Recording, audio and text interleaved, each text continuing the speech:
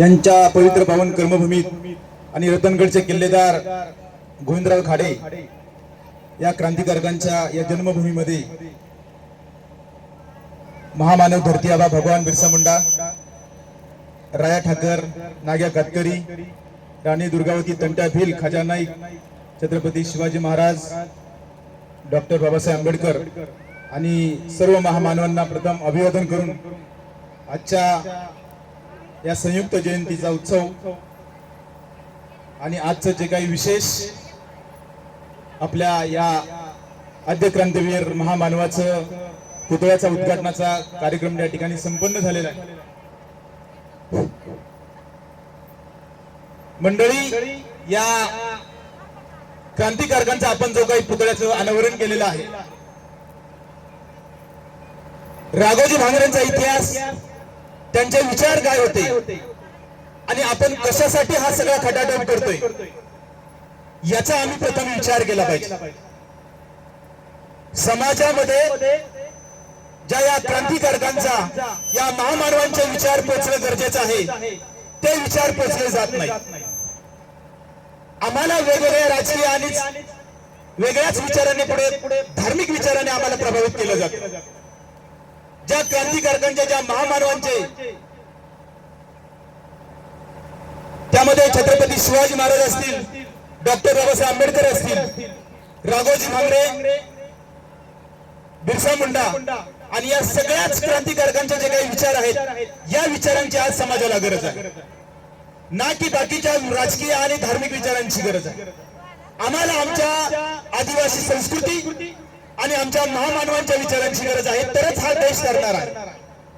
या देशामध्ये जे काही वातावरण आहे, ज्या देशामध्ये आणि संपूर्ण जगामध्ये जे निसर्ग वाचला पाहिजे, आमची संस्कृती वाचली पाहिजे, आज या ठिकाणी सगळीच वन विभागाची मंडळी उपस्थित आहेत, अधिकारी सगळे उपस्थित आहेत। आमची आदिवासी संस्कृती ही निसर्ग पूजक आहे। आम्ही निसर्गाला देव मानतो। आमची वर्सबाई, करंजाई, दुर्गुबाई, गडतुबाई या सगळ्या निसर्ग देवता आणि आज या गावामध्ये ज्या अमृतेश्वर, हा रतनगड किल्ला आणि या अशा पावन भूमीमध्ये हा कार्यक्रम संपन्न होत आहे। आमच्या आदिवासी संस्कृतीमध्ये ज्या या अमृतेश्वराच्या मंदिराचं स्ट्रक्चर आहे, त्या भीमाशंकर पासून, त्र्यंबकेश्वर पासून, कुपेश्वरापासून या सगळ्या आदिवासी क्षेत्रातील आणि आमच्या निसर्ग देवतांचा याच्याशी तो सहसंबंध असलेलं ते स्ट्रक्चर आहे।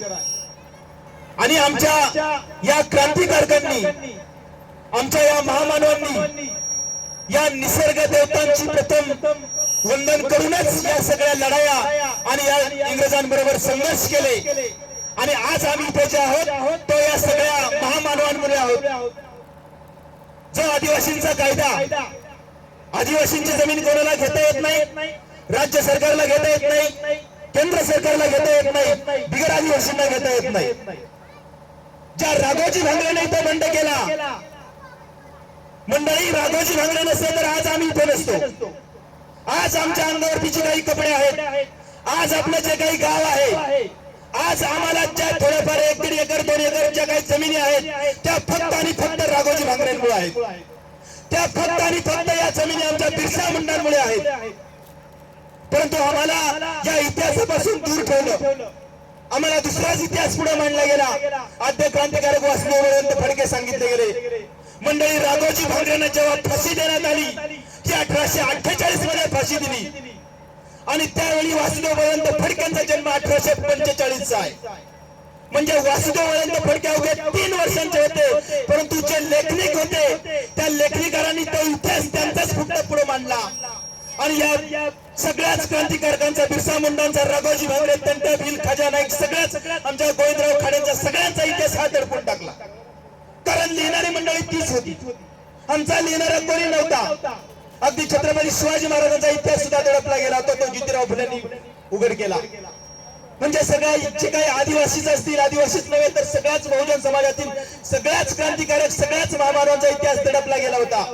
परंतु आज तो सगळ्या समाजासमोर उभा आहे आणि म्हणून आपण लक्षात घेतलं पाहिजे की ज्या राघोजी भांगरेने मोठा बंड केला, जे बंडकरी म्हणायचे, तो बंड म्हणजे इंग्रजांबरोबरची समोरासमोर लढाई.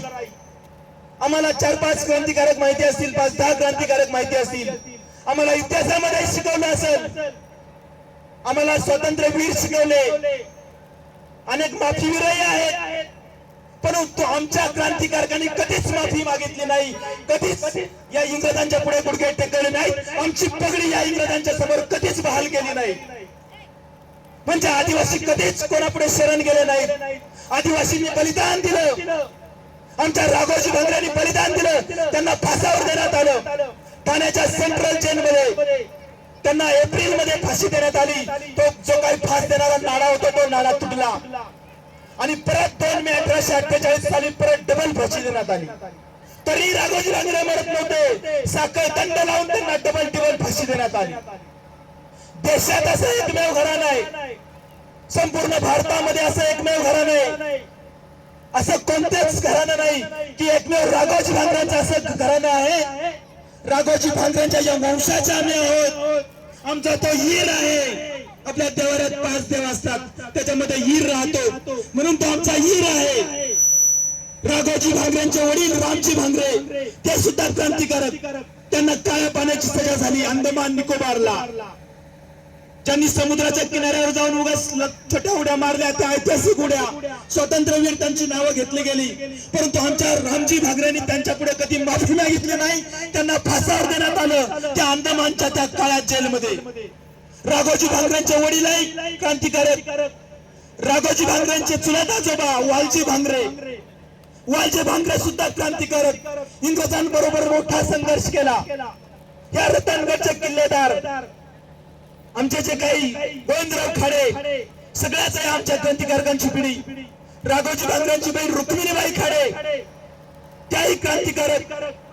इंग्रजांबरोबर 2 हात करणारे राघोजी भांगरेंची आई असेल, त्यांची पत्नी असेल. देशामध्ये असा एकमेव असं घराणं आहे की संपूर्ण देशासाठी, संपूर्ण समाजासाठी ज्यांनी बलिदान दिलं. जे फासावरती गेले ते फक्त आणि फक्त आपल्यासाठी फासावर गेलेले आहेत. आणि त्यांच्या या लढ्यामुळं आपल्यासाठी कायदा बनला गेला 1834 मध्ये, जो जमिनीचा आणि जंगलांचा कायदा बनला गेला इंग्रजांच्या काळामध्ये. त्यानंतर मध्य प्रदेश, महाराष्ट्र, गुजरात या संपूर्ण निमाड क्षेत्रामध्ये तंटभील क्रांतिकारक होऊन गेला मोठा. या तंटभिलाने मोठा संघर्ष केला इंग्रजांबरोबर आणि या तंटभिलाच्या लढाईमुळे कायदा बनला गेला तो या वन आणि जंगलांचा कायदा 1874 मधला. आणि त्यानंतर ज्या बिरसा मुंडांचं मोठं उलगुलान झालं, 2 लाख आदिवासी त्याच्यामध्ये शहीद झाले उलगुलानामध्ये. आणि बिरसा मुंडांच्या या 25 वर्षाच्या आयुष्यामध्ये जो काही मोठा लढा झाला, जो काही मोठा संघर्ष झाला, त्यातून जगातील पहिला कायदा बनला गेला लँड ऍक्विजिशन ऍक्ट, जो 1898 मध्ये. आणि तोच पुढे 1908 मध्ये नागपूर टेनन्सी ऍक्ट. या सगळ्यांची मिळून ज्या राज्यघटनेमध्ये, ज्या संविधानामध्ये अनुच्छेद 244 म्हणतात, त्यालाच 5वी अनुसूची म्हणतात. हा आमचा आदिवासींचा कायदा, हा आमच्या राघोजी भांगरेंमुळे, आमच्या तंटभील, आमच्या बिरसा मुंडा, राया ठाकर, नग्या तातकरी या सगळ्याच क्रांतिकारकांची, सगळ्याच महामानवांनी बलिदान दिलं. आणि आमच्यासाठी हा कायदा बनला गेलाय की आदिवासींची जमीन बिगर आदिवासीला घेता येणार नाही, राज्य सरकारला घेता येणार नाही, केंद्र सरकारला घेता येणार नाही. हा आमचा आदिवासींचा कायदा आहे. परंतु आजपर्यंत आम्हाला हा कायदा माहितीच होऊ दिला नाही. या जंगलावर, या संपूर्ण गावाच्या क्षेत्र जे हद्द आहेत, इथे पूर्ण आणि पूर्ण तुमचाच कायदा चालतो, जो पेसा कायदा म्हटला गेलाय. या 5वी अनुसूची मधला 50-60% भाग म्हणजेच तुमचा पेसा कायदा आहे. हा 5वी अनुसूची मूळ तुमचा कायदा, हा 1996 मध्ये पेसा कायदा त्यातून बनवला गेला आणि 2014 साली तो लागू करण्यात आला. या पेसा क्षेत्रामध्ये आजही आम्हाला तितकेच अधिकार आहेत. आमच्या गावामध्ये आमचं सरकार ती फक्त नुसती भिंतीवरती लिहिण्यासाठी ती घोषणा नाही, त्या आमच्या ग्रामसभा, त्या ग्रामसभामध्ये ग्रामपंचायतचे सदस्य यांची ग्रामसभा नाही, आमचा सगळा गाव मिळून जी ग्रामसभा असते तिला ते विशेष अधिकार आहे. या जंगलावरती पूर्णपणे अधिकार आदिवासींचा आहे. हा तुमचा कायदा सांगतो, मी सांगत नाही. जे आज देशभरामध्ये चालू आहे, छत्तीसगड मध्ये असेल, झारखंड मध्ये असेल, सुरजागड असेल किंवा या सगळ्याच ठिकाणी जे काही चालू आहे, आदिवासींचे कायदे सगळेच डावलले जात आहेत. आणि त्या ठिकाणी दगडी कोळशाच्या खाणी आणि वेगवेगळे प्रोजेक्ट येत आहेत. मंडळी, तुमच्याही कळसुबाई क्षेत्रामध्ये भीमाशंकर अभयारण्यामध्ये कलेक्टरांना आदेश आलेले आहेत. इथं वन विभागाचे अधिकारी आहेत, साहेबांना ते माहिती असतील की फॉरेस्टची जमीन आणि तुमच्या गावाची आणि तुमची ही वैयक्तिक जमीन जर्मनी बरोबर एक करार झालेला आहे. काही उद्योगपतींच्या त्याच्यामध्ये या जमिनी त्यांना अक्वायर करायच्या आहेत आणि हा जमिनीचा लढा आहे. या सगळ्या तुमच्या जमिनी जातील जर तुम्हाला कायदे तुमचे माहिती नसतील, तुमच्या ग्रामसभा जर माहिती नसतील, तुमच्या ग्रामसभाचे अधिकार तुम्हाला माहिती नसतील तर सगळी तुमची गावं उठवली जातील, याचं भान ठेवा. आणि म्हणून आमचा कायदा काय आहे हे आम्ही पहिलं समजून घेतलं पाहिजे. आम्हाला आता संविधानिक लढाई करावी लागेल. आमचे कायदे आम्हाला समजून घ्यावे लागतील. आमचं प्रशासन असेल, या सगळ्यांबरोबर ते आमच्या कायदे आणि त्याच्यावर चर्चा होणं गरजेचं आहे. आमच्या पेसा कायद्यामध्ये आमच्या गावामध्ये कोणाला जमीन घेता येत नाही. राज्य सरकारला, केंद्र सरकारला कोणाला जमीन घेता येत नाही. तुमची जमीन कोणालाही विकता येत नाही. तुम्हाला ते विशेष अधिकार आहे. आणि तुमच्या गावामध्ये कोणालाही उद्योग, व्यापार, व्यवसाय, त्यानंतर अमन गमन किंवा या सगळ्यात जे आहे याच्यावरती पूर्णपणे तुमच्या ग्रामसभेला ते पूर्ण अधिकार आहे. जे काही फॉरेस्ट असेल यांच्या बरोबर जे काही कानून आहेत, ती वन समिती तुमची आहे, ती त्यांच्या संयुक्त विद्यमाने काही समित्या बनलेल्या आहेत. परंतु पूर्णपणे जो काही अधिकार आहे, पूर्ण जे वर्चस्व आहे ते तुमच्या ग्रामसभांच्या ठरावामध्ये आहे. परंतु ते आमचे अधिकार आम्हाला माहिती झाले पाहिजेत. मंडळी, देशभरामध्ये आदिवासींची स्थिती अत्यंत भयानक आहे. देशाचा जो काही गरिबीचा रेशो आहे, सगळ्यात आज गरीब, सगळ्यात दरिद्रीचा रेशो आहे, तो सगळ्यात आज आदिवासी आहे. बाकीचा दलित समाज असेल, इतर समाज असेल, तो वरच्या स्तरावरती आहे, सगळ्यात निम्न स्तरावरती आज आदिवासींची अवस्था आहे. तुम्ही टीव्हीला पाहिलं असेल मागच्या महिन्यातली, अगदी माणूस मेल्यावरती त्याला अँब्युलन्स सुद्धा नाही, ते हाडकं त्याच्या आणि शरीर पिशवीमध्ये भरून घेऊन जावं लागतं. हे ओडिसाचं फक्त उदाहरण नाही, हे तुमच्याकडे इथं घडतंय. तुम्हाला वाटेल फक्त महादेव कोळे आम्ही चांगले सुधारलो ना, असं झाला तसं झाला. तुमच्या जव्हार मोघड्यामध्ये कुपोषणाने मरणारे महादेव कोळे आहेत, ठाकर आहेत, कातकरी आहेत. मंडळी, या सगळ्यासाठी तुम्हाला आमच्या कायद्याचा, आपल्या कायद्याचा अभ्यास करावा लागेल, पेसाचा अभ्यास करावा लागेल, 5वी अनुसूचीचा अभ्यास करावा लागेल, तरच आमचं हे सगळे टिकणार आहे. आणि यासाठी सगळ्यात महत्वाचं तुमचं काय आहे तर तुमची संस्कृती टिकवणं गरजेचं आहे. आपली जर संस्कृती आपण टिकवली तरच हे तुम्हाला कायदे लागू होतात. जर तुम्ही तुमची संस्कृती सोडली, तुम्ही धर्मांतरित झाला, तर तुम्हाला तुमचे कायदे लागू होत नाही. अगदी सुप्रीम कोर्टाची सुद्धा गाईडलाईन आहे. अगदी तुम्ही जरी वेगवेगळे धर्म सांगत असला, मंडळी एक लक्षात घ्या की या निमित्ताने आपण हे लक्षात घेतलं पाहिजे की आज आपला जुन्नर, आंबेगाव, खेड, मावळ, इगतपुरी, अकोले या सगळ्या परिसरामध्ये अगदी सहजपणे तुम्हाला विचारलं की बा तुमची जात कंची रे बा, तुमचा धर्म कंचा, तर आपल्याकडून काय उत्तर येतं? आम्ही हिंदू महादेव कोळी, हिंदू ठाकर, हिंदू कातकरी. लक्षात घ्या. परंतु जव्हार मोखाड्यामध्ये गेलो आपण, जव्हार मोखाड्यामध्ये गेलात, अगदी तुमचेच बांधव, तुमचेच महादेव कोळी, आपलेच ठाकर, आपलेच कातकरी बांधव असतील, अगदी आपले नातेवाईक, त्यांना तुम्ही विचारला तर ती सांगतात आम्ही Christian Mahadev Koli, Christian Thakar, Christian Katkari. अगदी आपल्या अकोल्यातला असेल, आमच्या जुन्नरातला आपली भिल्ल बांधव असेल, त्यांना तुम्ही विचारला तर ते त्यांना विचारते सहजपणे सांगतील आम्ही हिंदू भिल्ल. परंतु नंदुरबार, जळगाव, धुळे या परिसरामध्ये जर तिथल्या भिल्लांना विचारला तर ती सांगतात आम्ही मुसलमान भिल्ल, मुसलमान तडवी. पण नेमकी भानगड काय, आपला धर्म कोणता, आम्हाला हेच कळायला मार्ग नाही. म्हणून लक्षात घ्या, तुमच्या आता जातीच्या दाखल्यावरती तुमच्या प्रत्येकाच्या जातीच्या दाखल्यावर आता कोणताही धर्म लागत नाही, कोणताही धर्म लावला जात नाही. फक्त कोळी महादेव, फक्त ठाकर, फक्त कातकरी एवढाच लावला जाता. बरोबर आहे का? मग मंडळी लक्षात घ्या, या देशाचं सुप्रीम कोर्ट सांगते 5 जानेवारी 2011चा निकाल आहे, जजमेंट पिटिशन क्रमांक 10-367. या पिटिशन मध्ये स्पष्ट म्हणलंय the real owner of India या देशाचा मूळ मालक आदिवासी आहे. या देशाचा मूळ मालक आदिवासी आहे. आदिवासींना कोणताही धर्म नाही. आदिवासी हिंदू नाही, मुस्लिम नाही, ख्रिश्चन नाही, जैन नाही, बौद्ध नाही, पारशी नाही, कोणत्याही धर्माचा नाही। या सगळ्या धर्मांच्या पूर्वीची संस्कृती ती आदिवासी संस्कृती आहे। आणि आमचा धर्म मानवता हाच धर्म आहे। ज्या आधी अनादी काळापासून, ज्या अश्मयुगीन काळ म्हणतो, या आधी अनादी काळापासूनची संस्कृती आमची आदिवासी संस्कृती आहे। म्हणून आम्हाला कोणताही धर्म नाही, आमची कोणतीही जात पात नाही, फक्त आपल्या जमाती आहेत। म्हणून मानवता हाच धर्म आहे। इथं कोणत्याही जातीन कोणत्याही धर्माचा बांधव असू द्या, की आदिवासी जिथून आला आणि तिथून आला असं नाही। ज्या अश्मयुगीन काळ आणि जे काही आधी अनादी काळापासून सांगितलं जातं, ती संस्कृती म्हणजे आमची आदिवासी संस्कृती आहे। आम्ही ज्या निसर्ग देवतांना पूजतो, आम्ही वर्सुबाईला पूजतो, म्हणजे आमच्या वर्षाच्या झाडाचं प्रतीक ती वर्सुबाई।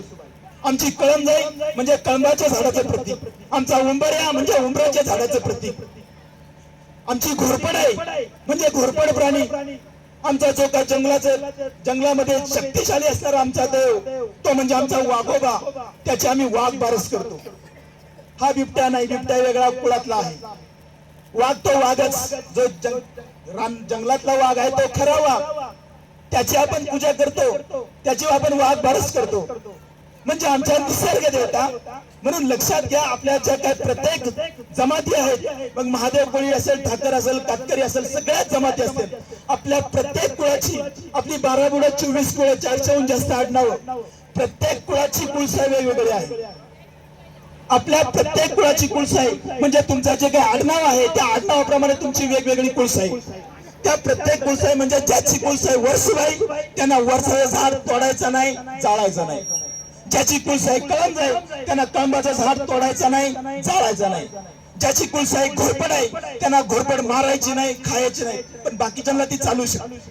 म्हणजे अशा प्रत्येक जमातीचं वेगळं स्वतंत्र टोटेम आहे। आपला वाघ देव आहे, आपण वाघाला मारायचं नाही, त्याची पूजा करतो आपण। तसं नागपूर आणि तिकडे 2 जमात आहे, त्यांचं डुक्कर, ते डुकराला मारत नाहीत, ते खात नाहीत। म्हणजे अशा प्रत्येक जमातीचं टोटेम आणि आपल्या प्रत्येक कुळाची जी काही कुळसाई ती वेगवेगळी आहे। म्हणजेच आपण त्या प्रत्येकाने त्या कुळसाईचं, आपल्या त्या देवाचं पूजन करायचंय, त्याचं रक्षण करायचंय। आणि आजपर्यंत आम्ही आमच्या या निसर्ग देवतांचं पूजन करत आलो। आमच्या वर्सुबाईचं पूजन केलं, आमच्या कळमजाईचं पूजन केलं, आमच्या या झाडा झुडपं, डोंगर दऱ्या, वेली, वनस्पती या सगळ्यांचं आजपर्यंत पूजन केलं। आणि म्हणून आजही संपूर्ण देशामध्ये फक्त आदिवासी क्षेत्रामध्ये जल जंगल जमीन वाचलेला आहे, कारण तो आमचा देव आहे, तो आमचा देव आहे, निसर्ग आमचा देव आहे। आम्हाला कोणताही धर्म नाही, आम्ही कोणत्याही धार्मिक व्यवस्थेमध्ये अडकलेलो नाही, परंतु कालांतराने आमच्यावरती धार्मिक व्यवस्था आणि मग जे देशामध्ये अराजकता निर्माण केली जाते त्यामध्ये आम्हाला ओढलं जातं। म्हणून लक्षात घेतलं पाहिजे, मानवता हाच आपला धर्म आहे आणि निसर्ग पूजक आपण या देशाचे मूळ मालक। आणि हे आपले कायदे आणि आमच्या या सगळ्या क्रांतिकारकांचा, या महामानवांची जी काही आपण जयंती साजरी करतो, त्यांचा जे काही पुतळा आपण उभारलेला आहे, हा आपल्या अस्तित्वाची एक खूण आहे। आपल्या क्रांतिकारकांची ती अस्तित्वाची खूण आहे, आपल्या आदिवासी संस्कृतीची ती खूण आहे। म्हणून सगळ्यांनी एक लक्षात ठेवावं की आमची संस्कृती जर टिकली तरच आम्ही टिकणार आहोत, नाहीतर आज आम्ही मानसिक गुलाम झालोय। आज आम्ही मानसिक गुलाम झालोय, आमची जुनी माणसं छेनी होती। आज इथं जी काही बसलेली सगळी मंडळी आहेत, टोपीवाली मंडळी असतील, धोत्रवाली मंडळी असतील, आज त्यांना मी आवर्जून सांगेल, मी 2च मिनिटात संपवणार आहे, उशीर झालेला आहे, परंतु एक अत्यंत महत्वाची गोष्ट आहे की आमची आदिवासी संस्कृती टिकली पाहिजे, तरच आम्ही टिकणार आहोत।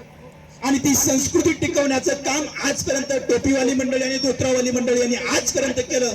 परंतु आज काय झालं, ही जी काही मंडळी आहेत यांचं आणि जी काही नवीन पिढी आहे यांच्यामध्ये गॅप पडला। जी संस्कृती यांच्यामध्ये प्रवाहित व्हायला पाहिजे ती संस्कृती खंडित झाली, संस्कृती प्रवाहित झाली नाही आणि आज आम्ही वेगळ्याच मार्गाला निघालोय। म्हणून आपण सहज म्हणतो का पुढची पिढी बिघडली बा, प्रकृती जब खत्म होती है तब विकृती आ जाती है। आणि प्रकृती ही संस्कृती संपली आणि आम्ही त्या विकृतीच्या मार्गाने जाऊ लागलो आहे। त्या विकृतीच्या मार्गाने जाऊ लागलो आम्ही, तर त्यासाठी तुम्हाला आदिवासी संस्कृतीच परत स्वीकारावी लागेल।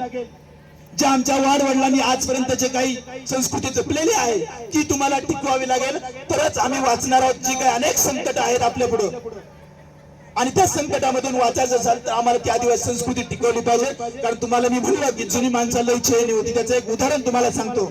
आज आमची सामाजिक व्यवस्था संपली आहे, आज आपली सामाजिक व्यवस्था संपली आहे. त्याचं उदाहरण एक तुम्हाला सांगतो की आज जर तुम्हाला लगीन ठरवला, नीट लक्षात घ्या, आज तुम्हाला लगीन ठरवला की तुम्ही काय करत, लग्नाची थीत काढायला जाता. लग्नाची थीत काढायला गेले का ते बामण काढितो तुमची ह्या तारखेला ह्या टायमाला थीत. तुमच्या चुलत भाऊ, मावस भाऊ, अगदी जवळचे तुमचे कोणी असतील, त्यांचा लगीन त्या स्थितीला असला तर तुम्ही काय म्हणता, आज तुमचा तुम्ही बघा ना, आमचा आम्ही बघतो. बरोबर आहे का? या म्हणजे सामाजिक व्यवस्था संपली. आमची जुनी माणसं चेनी होती, ती म्हणायची 4 दिवसांना मोर तर 4 दिवसांना आम्ही मागं लगीन धरितो. तेव्हा त्यांची वितरण काहीच पाहायला जात नव्हता, काही पाहायला जात नव्हता. तुम्ही म्हणा कसं काय बुवा, तर पाळण्याला बाशिंग बांधायची. हे तर ऐकून आहेत सगळी मंडळी. पाळण्याला बाशिंग बांधला म्हणजे तुम्ही कोणा थीत पाहिजे, केव्हा मुहूर्त काढलं सांगा मला. केव्हा तुम्ही 36 गुण जुळवलं, केव्हा 26 गुण जुळवलं. मामाची पोर देऊ केली, जा शब्द दिला, विषय संपला. कोणा थीत काढली, कोणा पाहिला सांगा मला. मग जुनी माणसाची चेनी, आज आम्ही शिकली सवरलेली मंडळी चेनी, सांगा तुम्ही. आता अजून दुसरं सांगतो, तुमचा पोर जन्माला आला, पोर तुमचा आणि नाव ठेवणारा दुसरा. जुनी मंडळी चेनी ना, ही मंडळी लगेच त्यांच्या मनानं नाव ठेवायचं, दगड्या तोंड्या साम्या सोम्या नाम्या गोम्या नाव ठेवून द्यायची. आज तुम्ही दुसऱ्याकडे जायचं आणि मग त्या नाव ठरवणार. म्हणजे आम्ही असं मानसिक गुलाम झालोय. विचार करण्याची क्षमता संपली आमची. मंडळी लक्षात घ्या, ही पृथ्वी 4 अब्ज वर्षांपूर्वीची आहे. हे विज्ञान सांगते, ही पृथ्वी 4 अब्ज वर्षांपूर्वीची आहे. आणि हे धर्म सगळे 1500, 2000, 2500, 3000, 3500 या वर्षांचे सगळे धर्म हे नंतरचे आहेत. धर्म हे सगळे नंतरचे आहेत. आणि या सगळ्यांच्या धर्माच्या पूर्वीची जी काही हडप्पा आणि मोहनजोदडोची संस्कृती, ही आदिवासी संस्कृती आहे. या देशात सगळ्यात प्राचीन संस्कृती, सगळ्यात जुनी संस्कृती, सगळ्यात जगमान्य आणि सगळ्यात देशमान्य असणारी संस्कृती ती हडप्पा संस्कृती. आणि या हडप्पा संस्कृतीचे आम्ही वारसदार आहोत. म्हणजे हे सगळे धर्मदेव आणि या सगळ्यांच्या अगोदरच आदिवासी जन्माला आला होता. त्या 7500 वर्षांपूर्वीचा पुरावा हडप्पा संस्कृतीला सांगतोय की आमच्या पूर्वज, आमचा बाप म्हणजे आमचा आजा पंजा खापर पंजा, त्याचाही बाप, त्याच्याही बापाचा बाप, म्हणजे आमचे पूर्वज हे अगोदरच जन्माला आले. आणि बाकी सगळे धर्म देव सगळं अल्लाह गॉड सगळे हे नंतर जन्माला आलेले. धर्म सगळे नंतर जन्माला आलेले. या सगळ्या धर्मांच्या पूर्वीची संस्कृती आदिवासी संस्कृती. म्हणून माणूस तिथून एकच आहे. मानवता हाच आपला धर्म आहे. आणि म्हणून कोणताही जात पात धर्म भेद कोणताही न करता माणूस म्हणून जगावं आणि तिची संस्कृती आहे त्या संस्कृतीप्रमाणे जगले वागले तरच आम्ही आज चांगल्या मार्गाने आणि चांगल्या दिशेने जाऊ. अन्यथा आपली पुढची पिढी ज्या अत्यंत धोकादायक वळणावर आहे ती पिढी बर्बाद झाल्याशिवाय राहणार नाही. आज आम्हाला आमच्या क्रांतिकारकांच्या विचाराने वागावं लागेल, बिरसा मुंडांच्या विचाराने वागावं लागेल, राघोजी भांगरेंच्या विचाराने वागावं लागेल, तरच आमची पुढची पिढी वाचणार आहे. म्हणून ज्या बिरसा ब्रिगेडच्या माध्यमातून संपूर्ण देशभरामध्ये मानवतेचा संदेश, परंतु बाकीची काही मंडळी चुकीचा त्याचा ही धर्माच्या विरोधामध्ये सांगत आहेत, देवांच्या विरोधात सांगत आहेत, ह्या साप चुकीचा आहे. आम्ही सगळ्याच देवांना पुजतो. मी पहिला तुम्हाला उल्लेख केला होता, आमच्या आदिवासी सगळ्याच धर्मांमध्ये आमचे आदिवासी हिंदू आहेत, मुसलमान आहेत, ख्रिश्चन आहेत, जैन आहेत.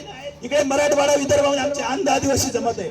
मराठवाड्याच्या आणि इकडे ते हिंदू अंध सांगतात आणि तिकडं विदर्भामध्ये बौद्ध सांगतात. म्हणून तुम्हाला सांगितलं आमच्या आदिवासी सगळ्याच धर्मामध्ये आम्ही सगळ्याच देवांना पुजलं. आम्ही रामालाही पुजलं, कृष्णालाही पुजलं, अल्लाहलाही पुजलं, गॉडलाही पुजलं, सगळ्याच देवांना पुजलं. कोणत्याही धर्माला विरोध केला नाही किंवा कोणत्याही धर्माचं हे केलं जात नाही. परंतु फक्त महत्वाचा मुद्दा हा आहे की आमची आदिवासी संस्कृती जतन करणं काळाची गरज आहे. आमच्या कुलसाया, आमची वर्सुबाई, कळमजाई, दुर्गबाई, गडदुबाई या निसर्गाला आमच्या रानात टाकून दिल्या आणि तुम्ही दुसरीकडेच पळायला लागलं. हाच महत्वाचा मुद्दा आहे. जात पडताळणीला यातून अगदी जास्त कडक होणार आहे. तुम्हाला ती कुलसाई तुम्हाला विचारली जाईल पुढच्या पोरांनी, तुमची कुलसाई कंची रे बा, तुमचा बैरोबा कंचा, तुमच्या प्रत्येकाचा बैरोबा वेगवेगळा असतो. आपल्या देवाऱ्यात देव 5 देव ध्यानात घ्या. वर्सुबाई किंवा तुमची जी काही कुळसे असेल, कळसुबाई, कळमजाई, दुर्गुबाई त्या असेल. त्यानंतर तुमच्या देवाऱ्यात वाघोबा आहे. तुमच्या देवाऱ्यामध्ये ईर आहे. ईर तुमच्या घराण्याचा मूळ पुरुष आज आमचे राघोजी भांगरे ईर आहे. आणि तुमच्या देवाऱ्यामध्ये घोड्यावरती बसलेला आणि पायात साप असलेला तो तुमचा बैरोबा आहे. आणि तुमच्या प्रत्येक कुळाचा बैरोबा हा वेगवेगळा असतो. कोणाला अभीट खिंडीचा बैरोबा, कोणाला शिरपुंजाचा बैरोबा, कोणाला दिग्धाचा बैरोबा. हे सगळ्यांना आपल्याला माहिती आहे. म्हणून या निसर्ग देवतेची आपण पूजा करतो. म्हणून डिसेंबर 2015 मध्ये एक जागतिक परिषद झाली आणि या जागतिक परिषदेमध्ये सगळ्या जगभरातील देश तिथे उपस्थित होते आणि सगळ्यांनी ते मान्य केलं की या ग्लोबल वॉर्मिंग पासून जर वाचायचं असेल, या ग्लोबल वॉर्मिंग पासून जर वाचायचं असेल तर मार्को ओनविलाने एक ठराव मांडला आणि तो सगळ्या जगाने संमत केला की आदिवासी संस्कृती ही सगळ्या जगाने मान्य केली पाहिजे. फक्त आदिवासींनी नव्हे तर संपूर्ण मानव जातीने त्या संस्कृतीप्रमाणे जगले वागले तरच ही पृथ्वी, तरच ही मानव जात वाचणार आहे. त्यावेळी काही मंडळींनी प्रश्न उपस्थित केला, तुम्ही असं का म्हणता बा? मार्को ओनविलाने विचारलं तेव्हा त्यांनी सांगितलं की हे आदिवासी त्या निसर्गाला देव मानतात, त्याची पूजा करतात आणि म्हणून हे जंगल सगळं वाचलेलं आहे. आज आम्ही इथं बसलोय, आज आपल्याला 20% ऑक्सिजन तो अमेझॉनच्या जंगलाचा आहे आणि 80% ऑक्सिजन आपल्या या सह्याद्री, छत्तीसगड, झारखंड या सगळ्या देशातल्या या जंगलांचा आहे. म्हणून आम्ही वाचलोय. म्हणजे आमच्या या निसर्ग देवतांनी आम्हाला जिवंत ठेवलेलं आहे, आमच्या वर्सुबाईने, आमच्या कळमजाईने. म्हणून आमच्या या निसर्गाचं रक्षण करणं ही आमची काळाची गरज आहे. त्या जंगलांना आग लावायच्या नाहीत, आमच्या त्या देवांना आम्ही आग लावतो, झाडं तोडू नका, हाच या निमित्ताने संदेश. आणि आमची संस्कृती जतन होईल. आमच्या या क्रांतिकारकांचे विचार, या विचाराप्रमाणे आपण जगावं वागावं एवढंच या निमित्ताने सांगतो. आणि सर्वांना मानाचा जय आदिवासी, जय बिरसा, जय राम.